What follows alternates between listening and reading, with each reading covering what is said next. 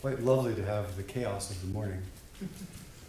Not really quite sure what we're all doing, and having everybody come back and witness and present for all this. What it is here for is for all of you in the larger Sangha. As you all know, today we're doing a ceremony of Kodo, ceremony of ordination, ceremony of becoming a priest, acknowledging a priest. And that ceremony has there are three parts, three things I would like to say about it. First is the role of a priest is a traditional role. Every human society, from as far back as we know, has had priests. They've done different things. They've been intermediaries or spoken to God or done lots of different things. But every society has had a group of people who have devoted themselves to the spiritual path and devoted themselves to offering rituals of the transitions of human life, and have devoted themselves to bringing the reminder of the transcendent, that which is larger than we are, into people's lives. It's an essential role, and has been for millennia. Now, in this particular tradition, the people who are priests partly fulfill the container that allows everybody to practice. They're present as exemplars of people who are practicing and all the time and serving others. It's a bodhisattva practice of serving others and being willing to witness the trials and tribulations of the human condition along with everyone. So it's a really important place, I think. Secondly, we chant a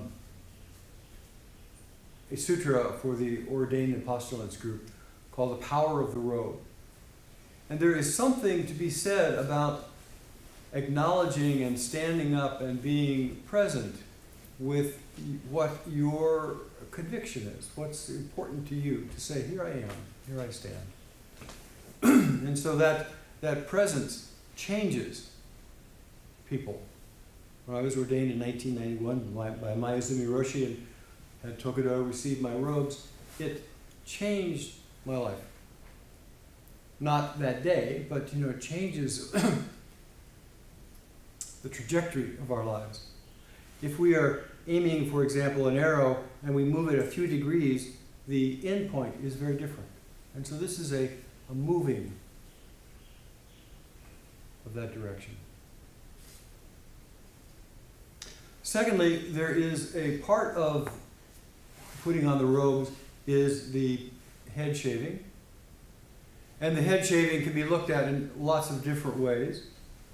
It has been a tradition in the Buddhist schools, and perhaps many other schools, for at least 2,500 years. That was the sign that somebody was joining the Buddhist Sangha, because they would put on the robes to come forth, shave their head. It is a symbol of letting go, a symbol that our intention, our focus, our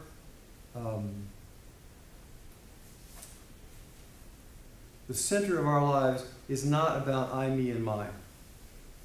It's not about how I look and how you think of me, and I'm going to try to get you to like me by doing all these things. We simply shave the head, put on the robes. The benefit of everyone, including ourselves, of course. Another little side tweak of that is everybody loses about 10 years when they shave their head. So if I didn't shave my head, I would be much, much older, crotchety. The third aspect of this ceremony is vow, intention. And as you know, this is the great vows in monastery, and we have the shrine of vows out in the field out there. And the vows of our heart, the vows in front of community, the vows that are one with the community, the vows that are our special vows, the vows that are the vows of priesthood are important. Because a life without intention, a life without direction, we just keep kind of flopping this way and that way. And to actually say, I vow to become awakened for the benefit of all beings. I vow to be present and to support whoever I can support. I vow that you can rely upon me. Humanly possible. So making the hidden obvious, making the vows of our heart and the intentions of our heart obvious is an offering to everyone here. This is, to me, a very special ceremony. I'm always touched. You know, I saw Rinzai in his Rinzai robes.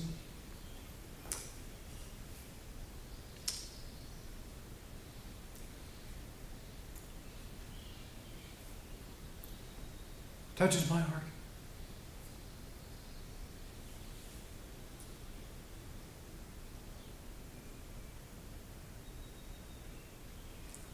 Touches my heart.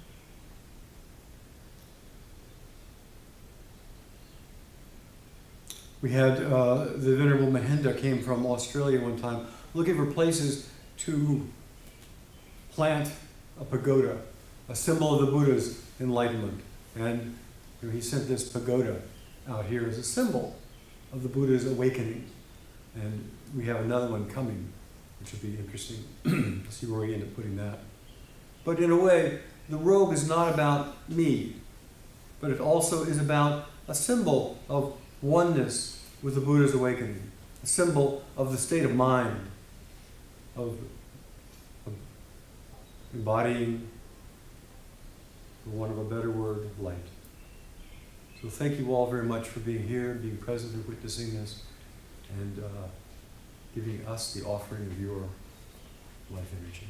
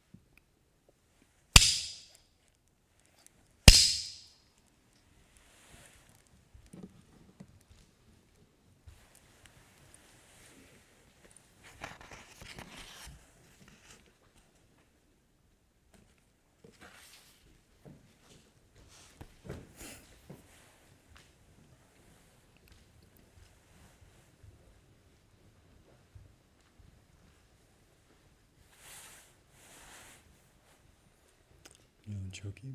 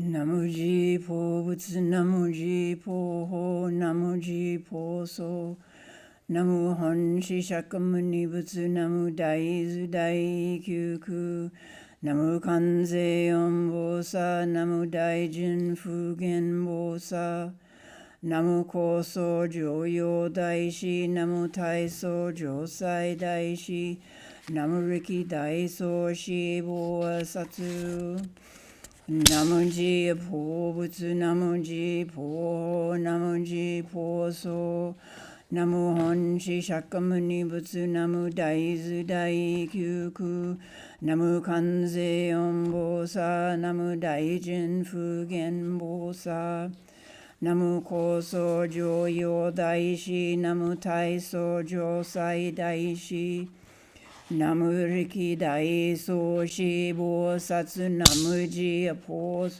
butsu namuji po ho namuji po so namu hon shi shakamuni butsu namu dai zu dai kyuku namu kanze on bosa namu daijin fugen bosa namu koso joyo daishi namu taiso Josai daishi namu riki daiso shi bo satsu.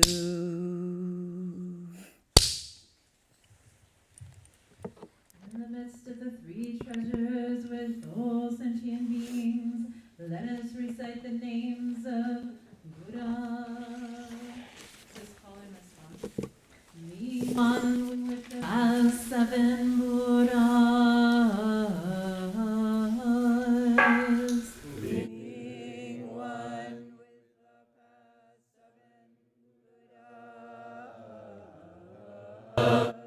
Being one with the original teacher, Shakyamuni Buddha.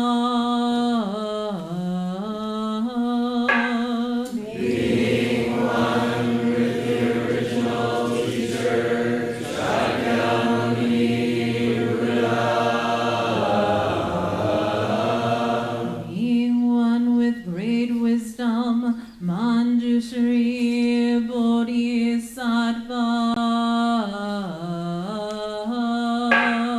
Being one with great wisdom, Manjushri Bodhisattva. Being one with great activity, Samantabhadra Bodhisattva.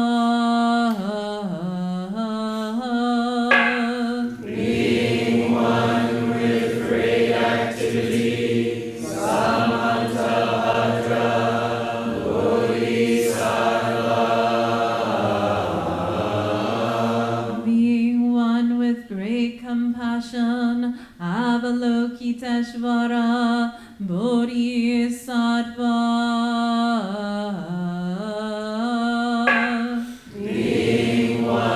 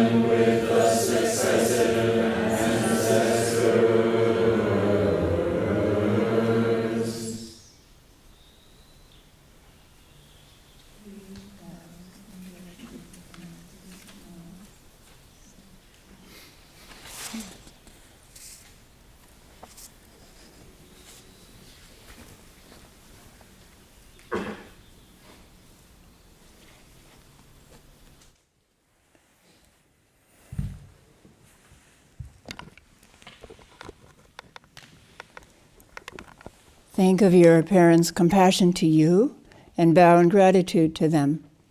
Think of your family's kindness. Think with compassion about the order they brought into your world and the effort it took to protect and sustain you.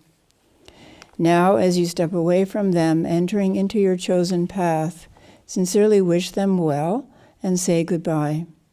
You will return their kindness by filling your heart and mind with respect as you enter the priesthood. So this monastery is dedicated to following Shakyamuni Buddha's vow to liberate all beings in all realms. As an indication of your willingness to follow and undertake this vow, this eternal vow, please do 3 bows in the direction of the Buddha on the altar. The Buddha on the altar represents the one bright mind, which is inherently ours. 3 bows.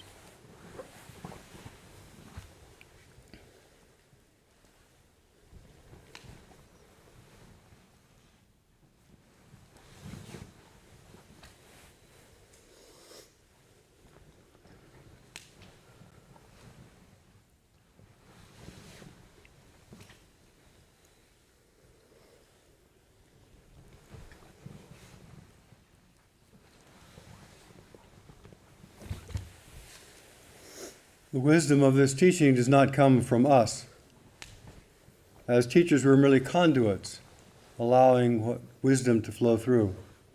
To honor the source of knowledge, to honor the source of this tradition, which has been passed down for 2,500 years, please do 3 bows to the founders of our temple, Taizen Maizumi Roshi and Shodo Harada Roshi. Please do those in the Founders Room.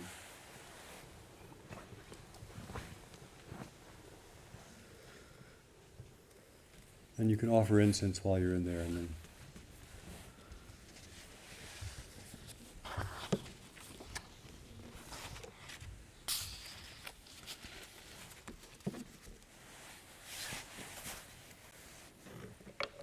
so as most of you know, we have this kaisando, this Founders Room, honoring both Maizumi Roshi, whom we both received ordination from and chosen to receive Dharma transmission from, and then Shodo Harada Roshi, whom we studied with for 25 years, and other teachers who are part of our lineage. And it's a whole special room because it is so important to acknowledge that things do not come from us. In a way, nothing comes from us.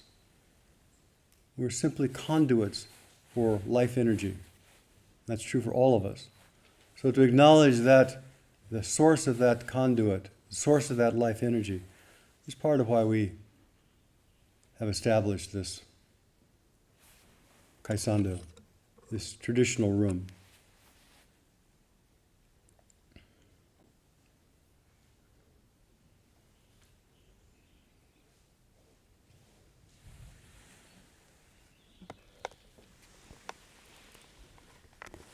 All of this is a part of the invocation or invitation. So we're inviting all of the Buddhas and ancestors to be present and witness this ceremony. We're also inviting their families and all of their families' ancestors to be present, and in particular those who couldn't be here for various reasons, or those who have passed on but are still aware, living in awareness, and able to bless this ceremony. All the great people on Zoom. Please kneel and choki.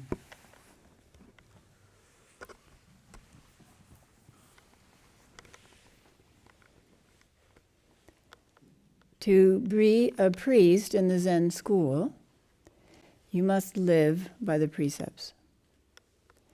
To do so, you must first acknowledge any wrongdoing. There is a confession verse that has been handed down from the Buddhas. With all sincerity, recite the verse, vowing to acknowledge and purify all wrongdoing. complete acceptance of our past misdeeds, whether intentional or unintentional. There are karmic consequences to everything we say and do. The willingness to make amends and the vow to live by the precepts leads to liberation. So we can all recite this together.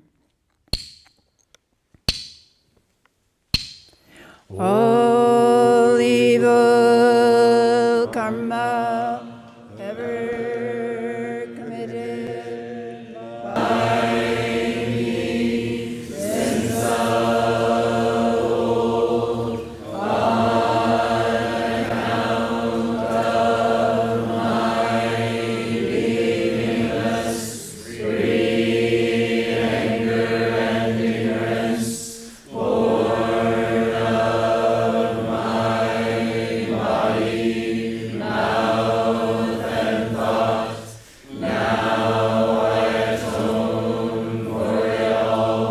All evil karma ever committed by me since of old, on account of my weakness, greed, anger, and ignorance, born of my body, mouth, and thought, now I atone for it all.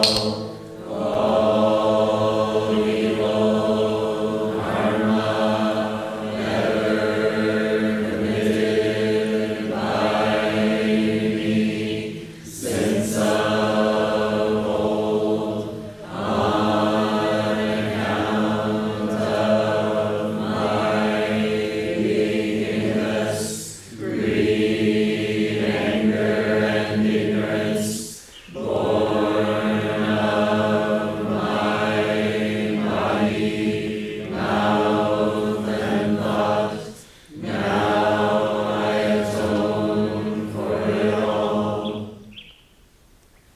When we fully acknowledge all of the things that we have done, either intentionally or unintentionally, that might have created harm to ourselves or others, and when we atone sincerely and release these burdens so we do not carry them forward, this action has consequences in what we call the future, but also in the past, because many things were handed down to us over the generations that we don't even know about and that are affecting our behavior now.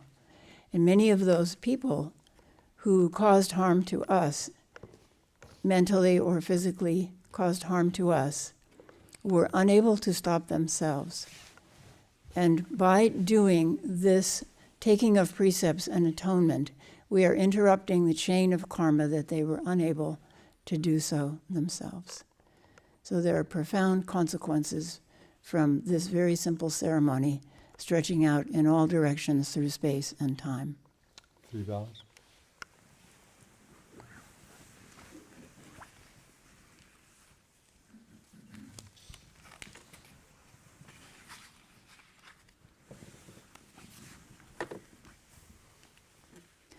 By the power of confession and vow, you have purified your body and mind from the intent to do harm. You must now embody the 3 treasures of Buddha, Dharma, and Sangha. When these become the essence of your life, you will have repaid countless debts. Let us all take refuge in the 3 treasures together. Being one with the Buddha, being one with the Buddha, may all beings embody the great way. May all beings embody the great way, resolving to awaken to truth. To awaken to truth, being one with the Dharma, being one with the Dharma, May all beings penetrate the sutras. May all beings penetrate the sutras. Gaining wisdom deep as the ocean. Gaining wisdom deep as the ocean. Being one with Sangha. Being one with Sangha. May all beings support harmony everywhere. May all beings support harmony everywhere. Becoming free from every hindrance. Becoming free from every hindrance. You have now taken refuge in the three treasures. Next, we take refuge in the three pure precepts. Do you vow to avoid doing evil and harm? Yes. I do. Do you vow to do as much as possible good and good for others? Yes. Yes. For the second time, do you vow to avoid doing evil? Yes. Yes. Do you vow to do good Yes. Yes. and to do good for others? Yes. Yes. For the third time, do you vow to avoid doing evil and harm? Yes. Yes. Do you vow to do good? Yes. Yes. Do you vow to do good for others? Yes. Yes. 3 vows. For those who aren't familiar with the Zen tradition, we do things 3 times, which is actually now backed up by current research, that we only pay attention to about 1/3 of what's happening. Or what we hear from others. So that's why we do it 3 times. Make sure at least one of them is sticks.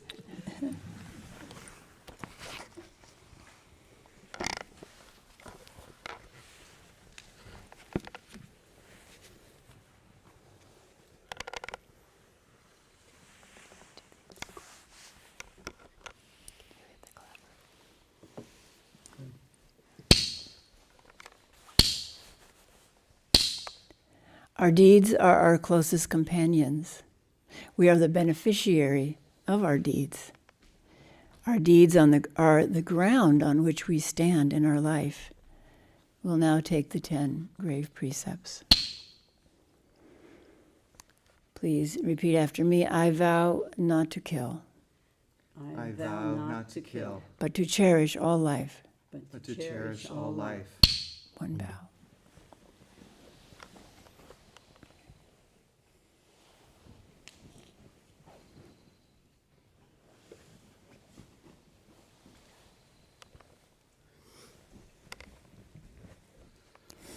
I vow not to steal, I vow not to steal, but to respect the belongings of others.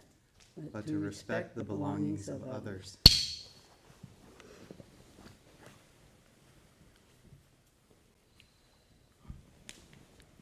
Sometimes translated as to not take the gift that has not been given.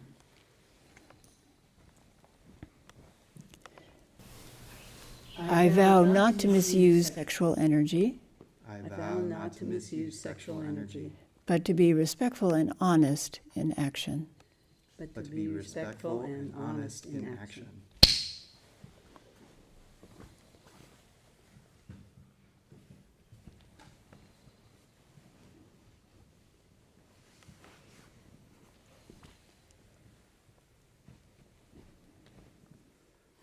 I vow not to lie, I vow not to lie, but to speak the truth. but to speak the truth.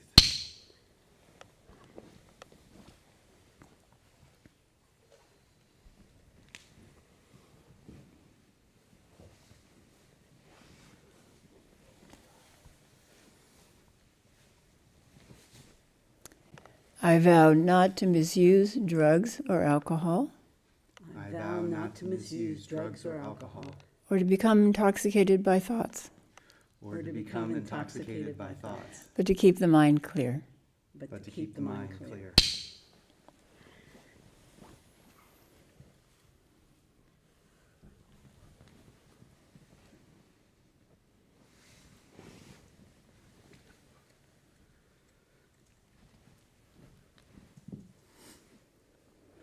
I vow not to gossip about others' faults and errors, I vow not to gossip about others' faults and errors, but to be understanding and sympathetic.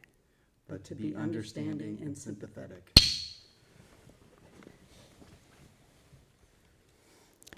This turns out to be a very difficult precept to keep.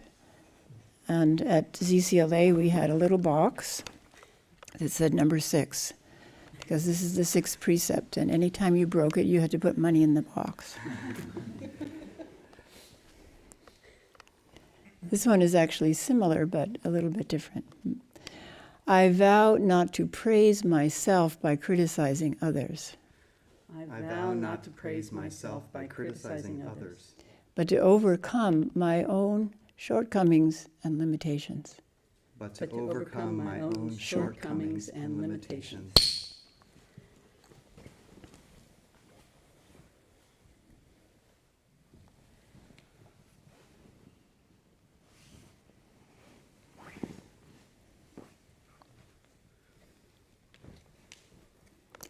I vow not to withhold spiritual or material aid, I vow not to withhold spiritual or material aid, but to give freely when needed. but to give freely when needed.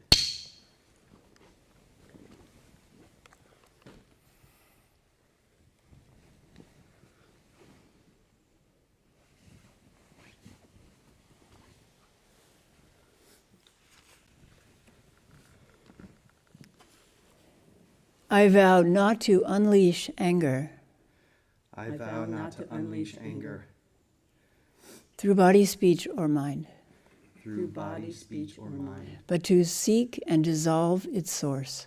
but to seek and dissolve its source.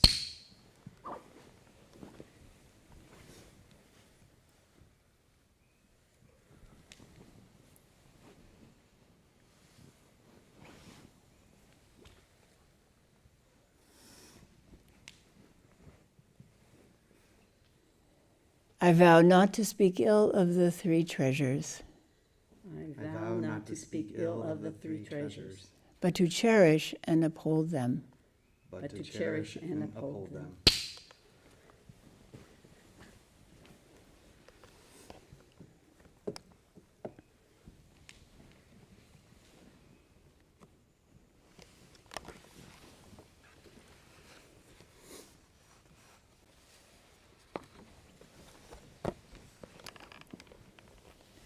Will you maintain these 10 grave precepts?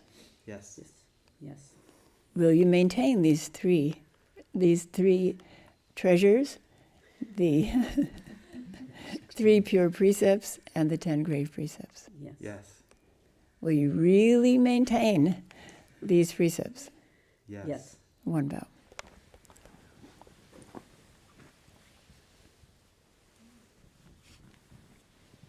That's how my Zumi Roshi always used to say it. Will you really maintain them? Easy to promise, not so easy to do.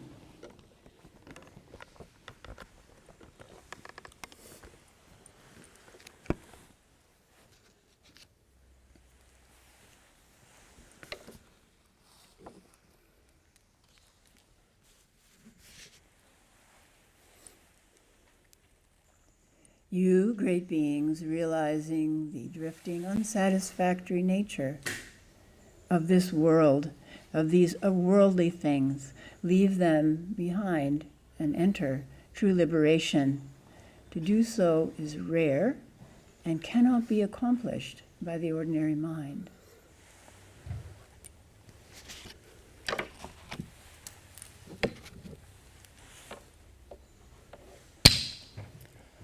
All bodhisattvas, when finding the truth for the first time, earnestly investigated. With the fresh heart of a beginner, they become determined to embody the truth. Their resolve can no longer be broken.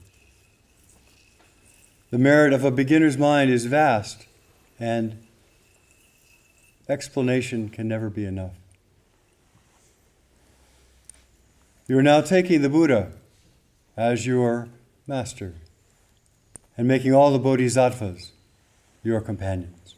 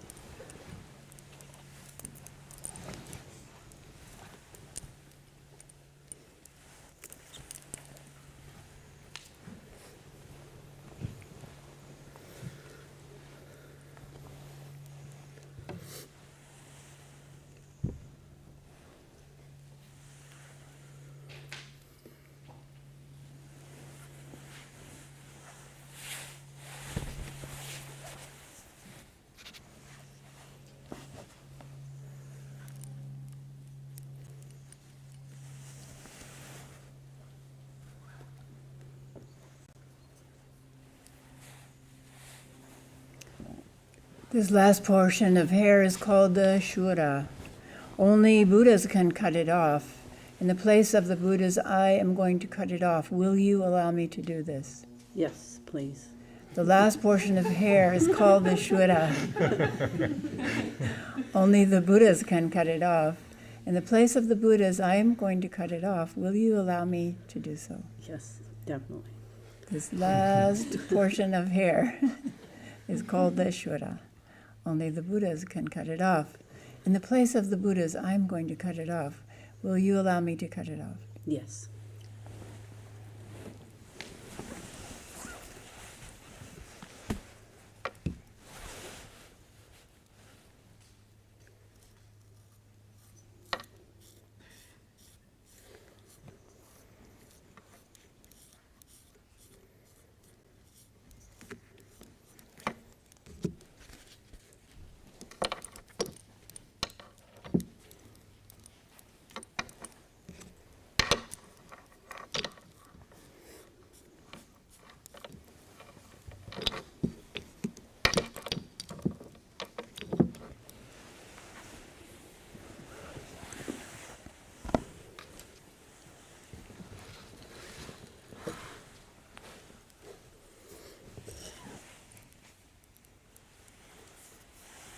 This last portion of hair is called the Shura.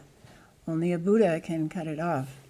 In the place of the Buddhas, I am going to cut it off. Will you allow me to do so? Yes. This last portion of hair is called the Shura. Only a Buddha can cut it off. In the place of the Buddhas, I'm going to cut it off. Will you allow me to do so? Yes. This last portion of hair is called the Shura. Only a Buddha can cut it off. In the place of the Buddhas, I'm going to cut it off. Will you allow me to do so? Yes. You're changing your forms to fulfill your vows. Cutting off craving, clinging to worldly attachments. Living apart from history and possessions to discover and embody the truth. You will continue to help others. And we say in this present moment, we own nothing. It's all in the past or future. Please do a vow.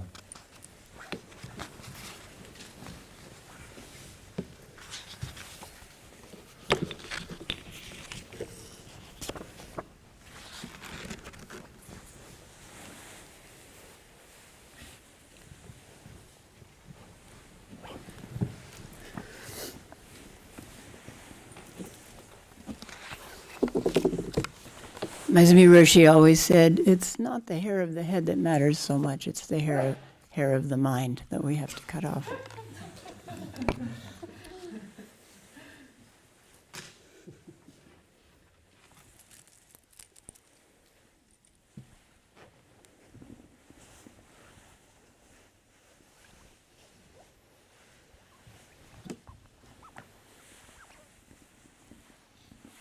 Yeah, would you help on that thing?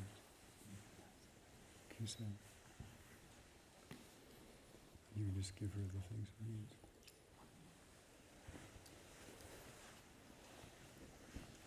I'm giving them their bowing mats, their zagus in Japanese. And this is goes back to the time of the Buddha, when the Buddha and his disciples only had a few articles of clothing. But one of them was a mat for sitting on. So when you sat on the ground, you didn't dirty your robe when you sat in meditation. So we keep that tradition. And I would like you to do 3 bows with your brand new zagus.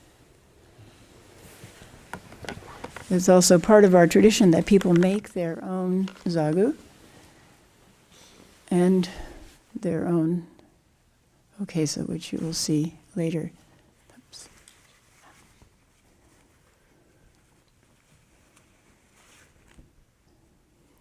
This is the cute part of the ceremony. Kodo, you got it backwards. It's okay, it's okay. Let it go.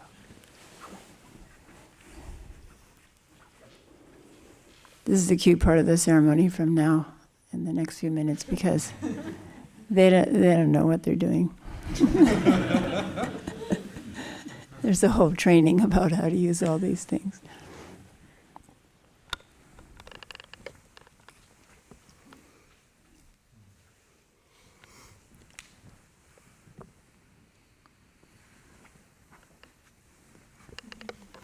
Leave these, I'll do that.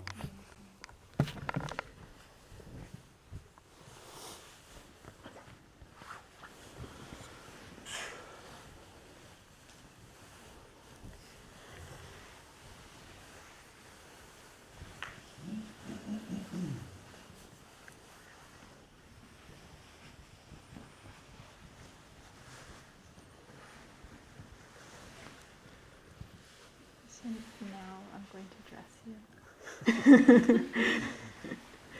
You can stand up.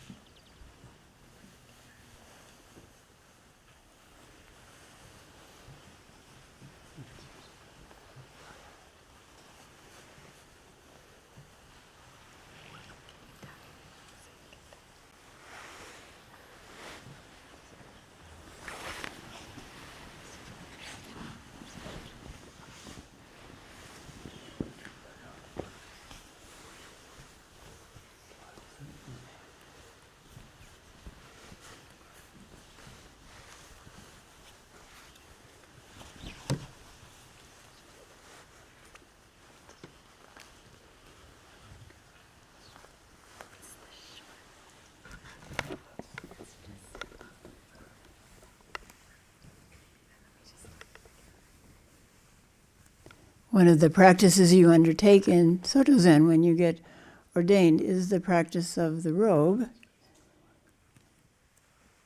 This is an interesting assemblage as we put these on. This robe is from Tang Dynasty, China, and has very long sleeves. And so the sleeves will fall down and touch the ground if you let your arms go below what we call shashu, where you hold your arms at your waist. So it forces you to be mindful of your posture and your hands. And if you lower your hands, the sleeves fall down and you can't find your hand again because it's lost in yards of fabric.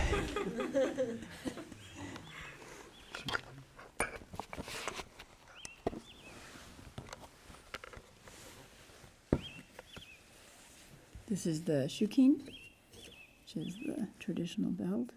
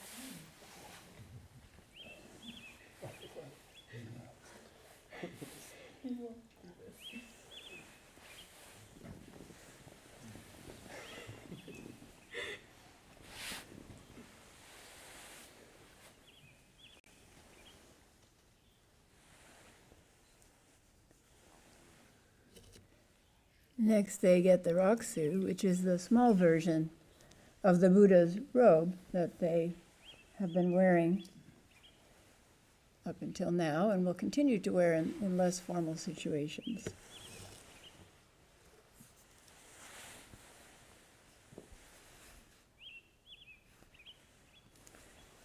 And these Raksus were made by the Sangha from cloth donated by various Sangha members and then dyed brown and sewed together by one of our members, Shoni.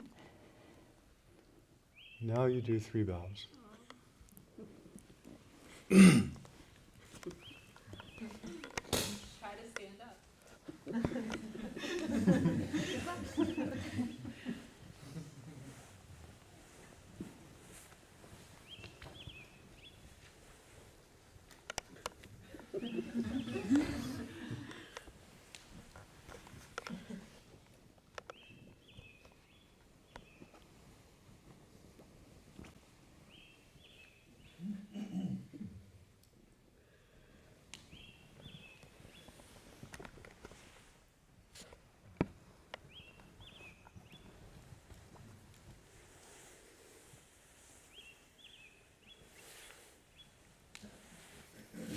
Please leave us back your Raksus.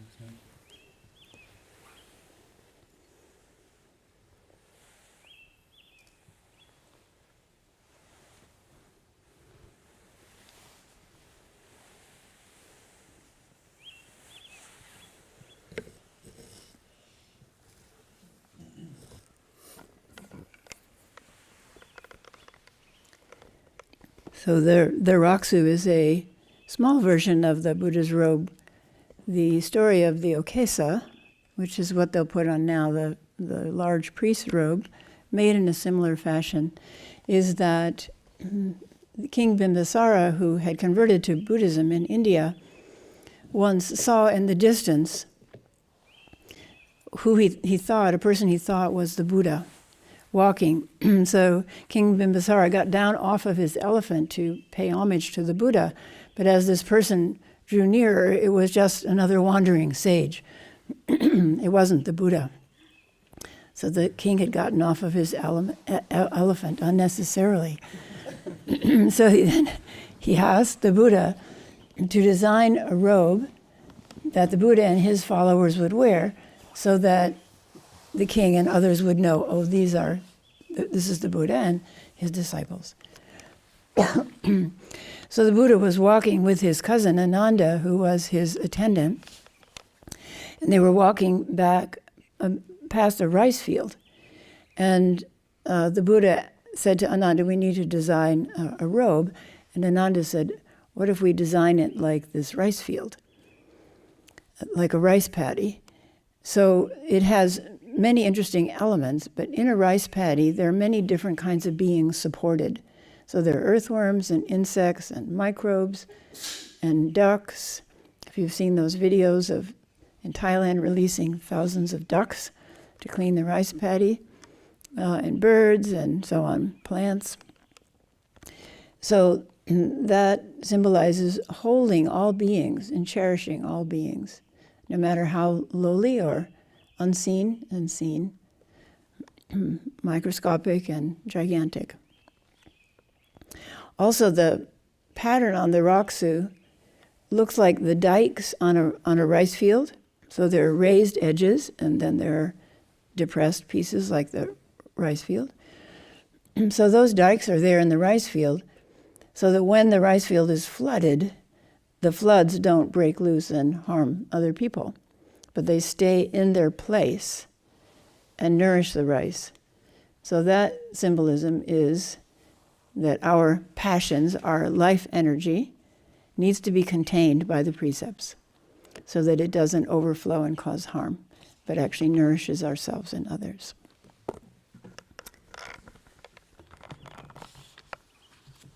So now they'll be getting the large version of the Buddha's robe, which they have sewed in a time when that wasn't easy because it was COVID and we couldn't give them much help. I was up till 2:30 in the morning trying to finish this. And these are brown Normally when we do a Tokudo ceremony, they're black, but Bansho and Kodo are transmitted teachers, so this brown color is a mark of that. So we'll now chant the verse of the Kesa, the robe of liberation. How great the robe of liberation,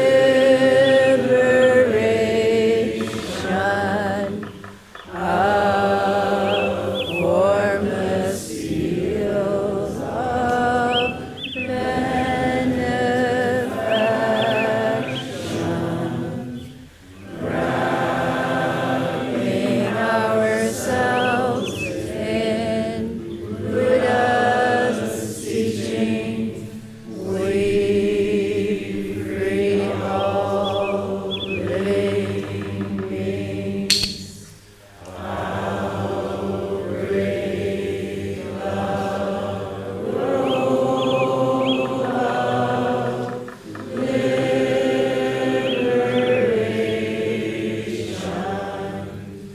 how formless field of benefaction, wrapping ourselves in Buddha's teaching, we free all living beings. How great the robe of liberation,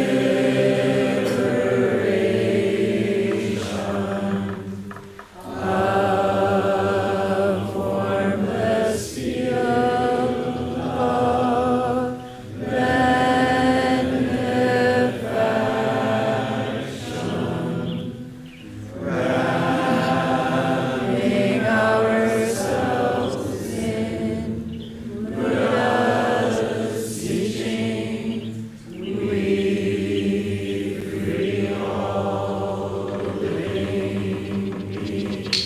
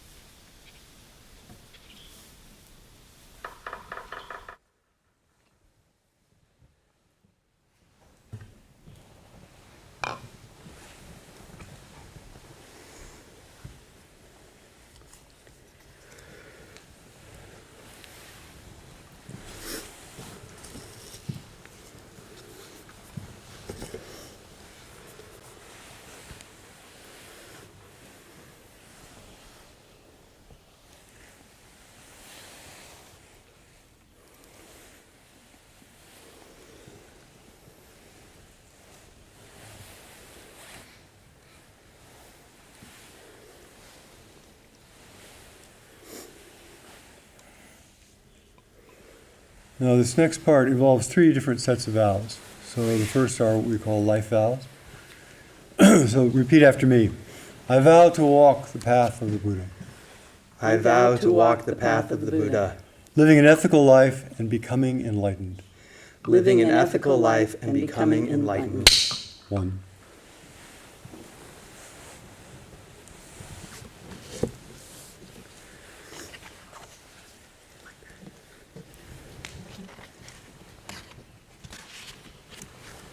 Usually raise the okesa out of your way from your knees. So Like at knee level. yeah. Yeah, exactly. Okay.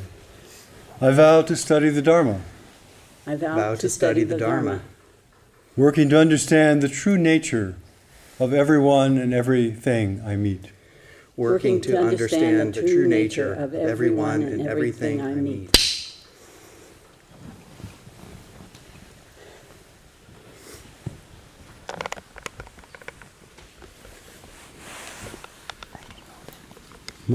I don't think it's necessary. Not sure so people can hear you. Okay. I vow to help the Sangha. Wait a minute. Little adjustment.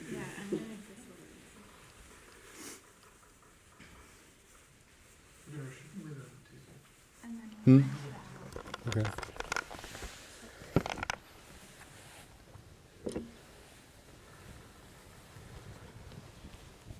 Ready? I vow to help the Sangha, I vow to help the Sangha, practicing generosity with my resources. practicing generosity with my resources.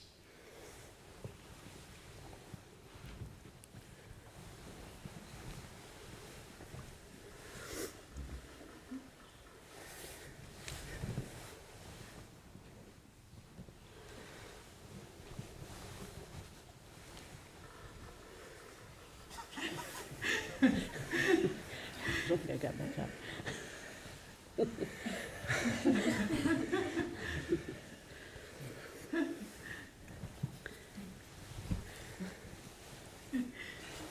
I vow to undertake a life of simplicity, I vow to undertake a life of simplicity, realizing everything that comes to me will be let go of. Realizing that everything that comes to me will be let go of. I own few personal possessions. I own few personal possessions.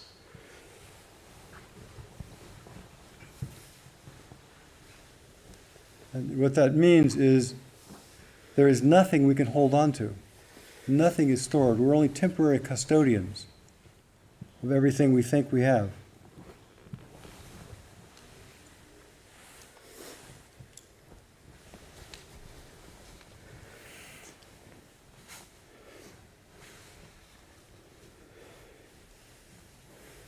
I vow to undertake a life of service, I I vow to undertake a life of service, acting to nurture people's deepest aspirations. acting to nurture people's deepest aspirations.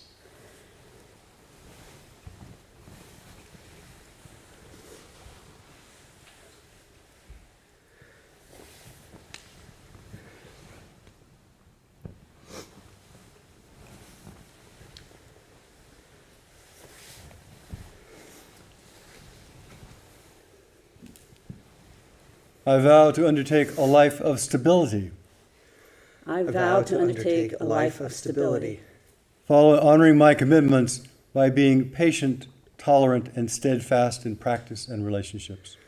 honoring my commitments, By being patient, Patient, Tolerant. tolerant, steadfast in steadfast. my commitments and relationships. that's good. That's good enough.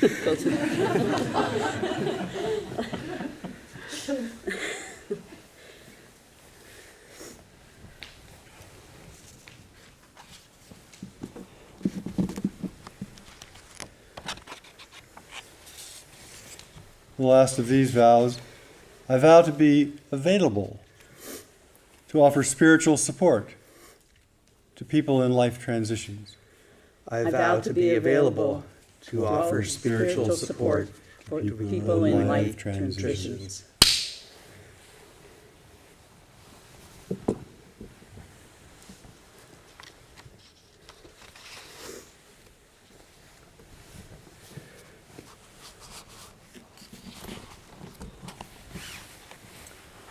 Now, there are truths that can't be named. There are truths that are so deep that words will not touch them. So we ask both of you and everyone in the room to reflect for a few moments on your hidden, your secret vows, the vows at the core of your being. You can do that in silence.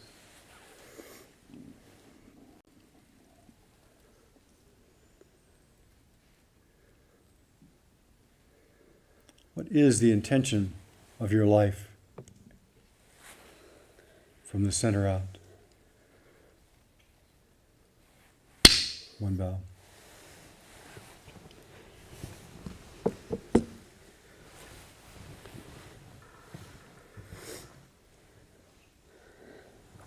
Hard work.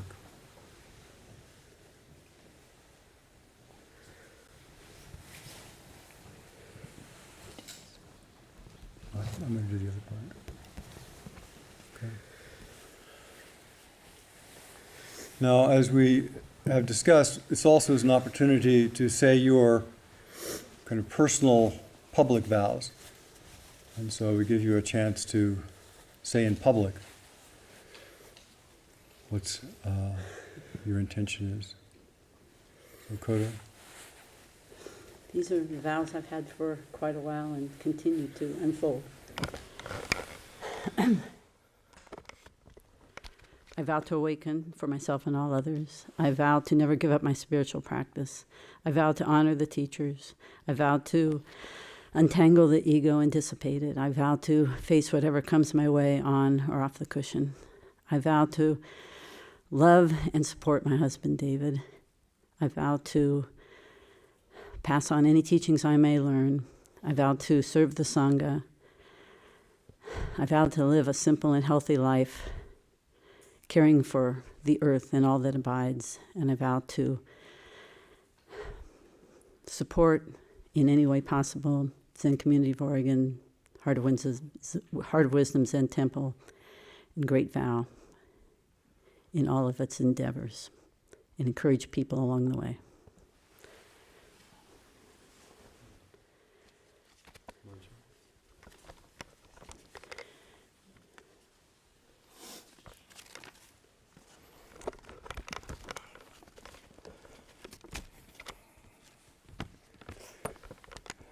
I vow to awaken in order to benefit others.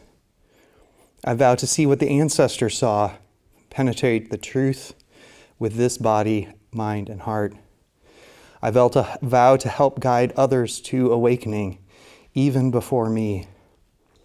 I vow to serve and help Heart of Wisdom Zen Temple, Great Vows Zen Monastery, and ZCO in whatever ways I am able.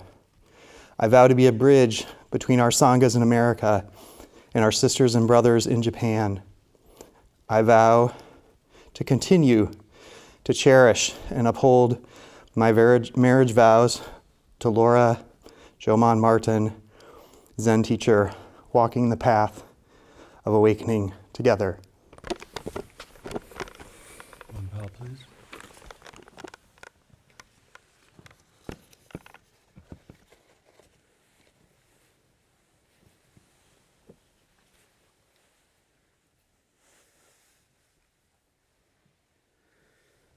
Because all existence is marked by dukkha, suffering.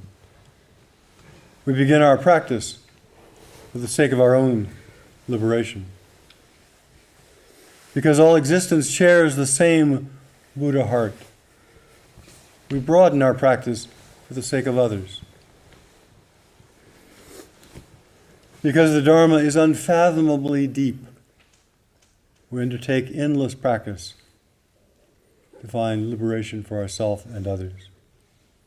If you want to train in the precepts in this threefold manner, you should all embody the 4 Bodhisattva vows. Recite the 4 Bodhisattva vows together.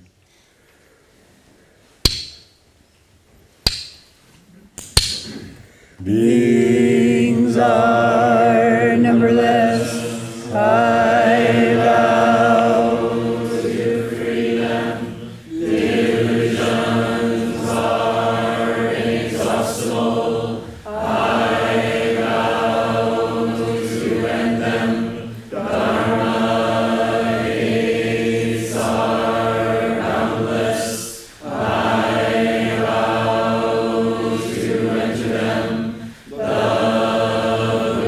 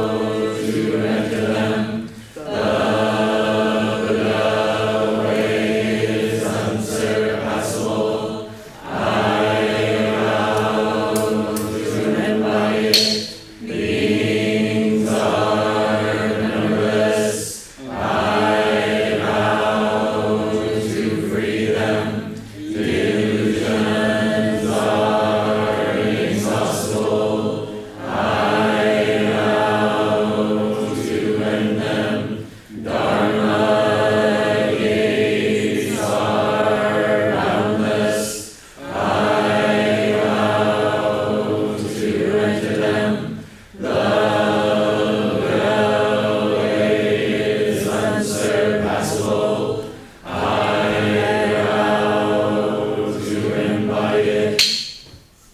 Now the universe rejoices, the earth trembles and the flowers fall.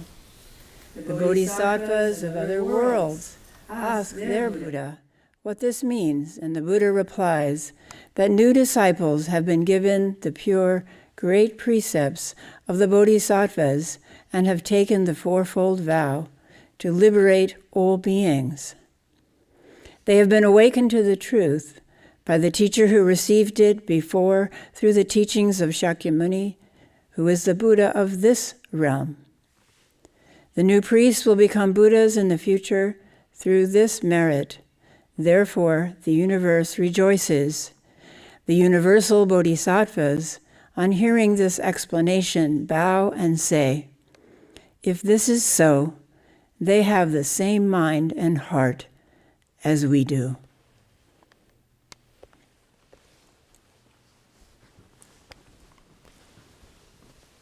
Bless. Part of the ceremony is Juhai, and Kisei will lead you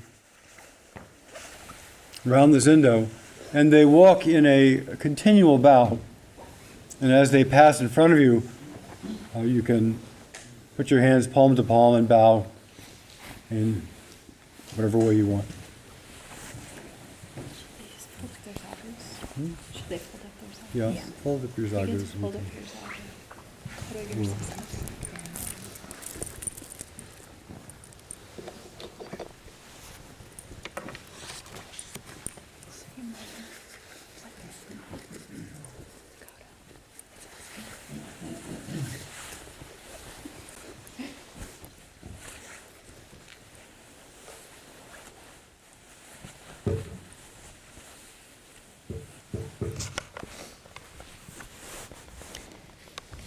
The reason all of the ordained are amused by all of this is that they all went through it too.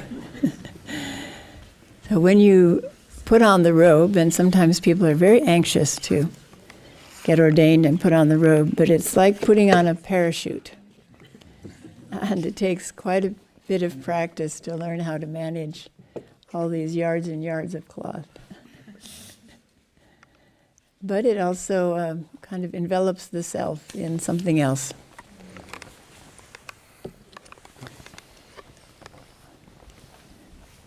The historical tradition of the passage of Buddhism from India is actually represented in our clothing. So the Okesa originates in India, with the story that I told you about the rice field. Then Buddhism went to China, and the black robe that they're wearing is called a kuromo in Japanese, and it is fashioned after robes in Tang Dynasty, China. And then Buddhism spread through China and Korea, and then eventually came to Japan. And the kimono that they're wearing under their kuromo is a Japanese-style kimono. And then under that, Buddhism came most recently to the West. Underneath that is American underwear.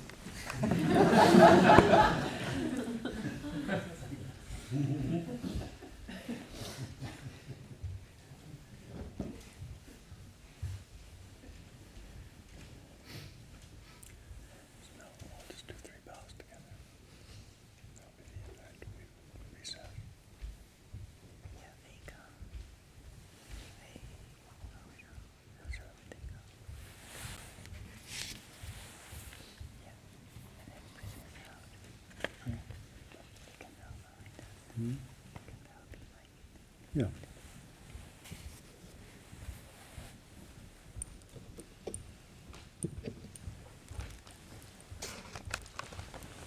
We all need help keeping our vows and our precepts clear and manifesting them in life. So by bowing to them as they pass, you're offering your support to them in doing so.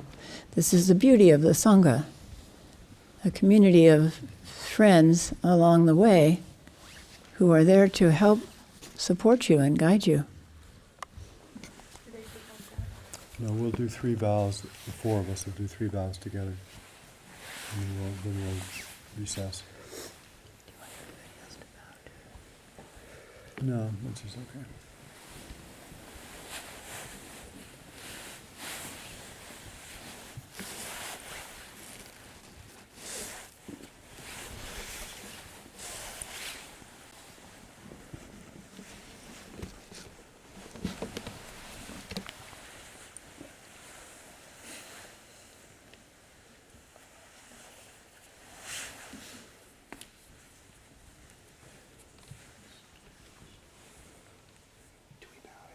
Yeah, your vow with us. You can come up here and vow with us. Instrumentalist.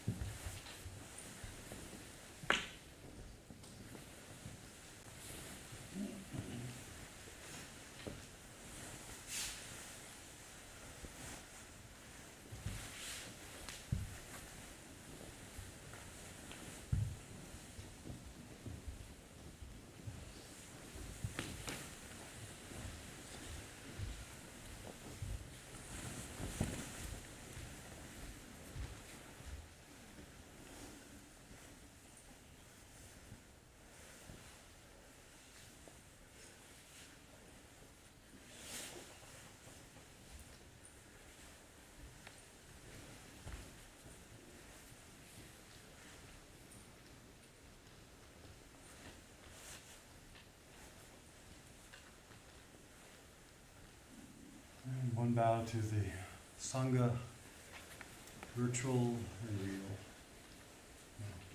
1 vow to the real Sangha everywhere.